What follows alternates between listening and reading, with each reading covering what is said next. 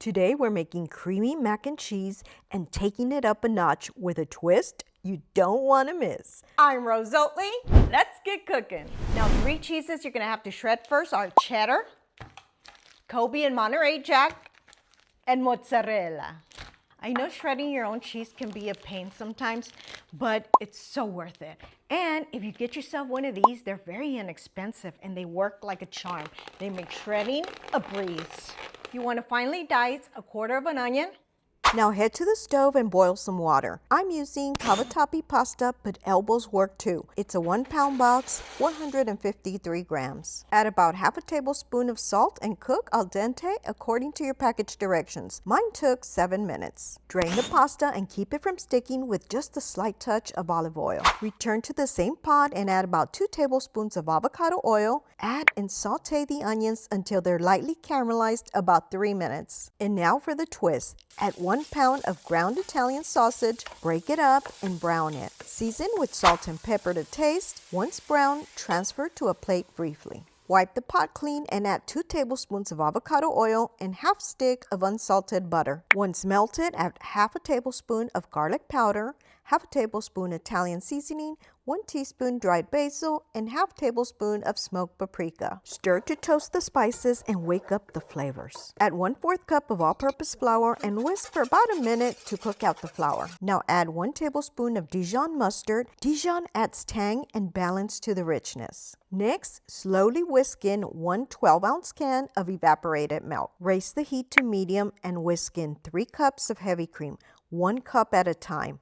Let it simmer gently for 2 to 3 minutes on a medium-low heat. It won't be thick yet. That comes with the cheese. Next, make sure you turn your heat to low. Add 1/2 of the cheddar cheese and whisk until melted.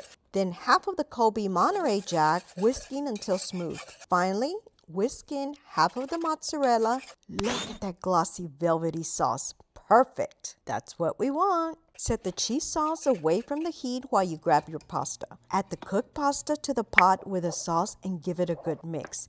If you want it looser, add a little more liquid to taste. I'm adding 1 cup of milk to thin it slightly since I'm adding the sausage later. Now add the Italian sausage back in and stir to combine. Season with salt and pepper to taste. Now butter a standard sized dish.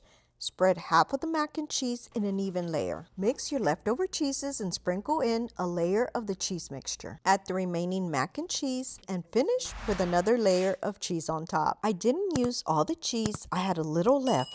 This part is up to you and how cheesy you like it. Then into the oven it goes. We're going to start by baking at 350 degrees Fahrenheit for 25 minutes. Then we'll come back. Come back the last 3 minutes. Here's a quick look. Look at that. It already looks delicious.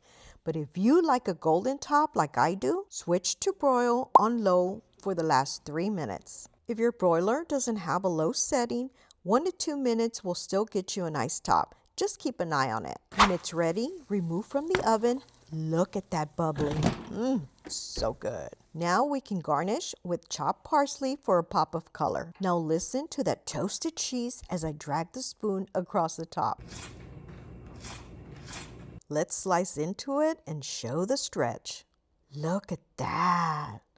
Oh, the sausage adds so much flavor and makes this mac and cheese not only a side dish, but also a complete 1-pan meal. Now, who's ready to try this? If you enjoyed this video and want to see more videos like this, you can support me by liking, sharing, and don't forget to subscribe for more delicious recipes.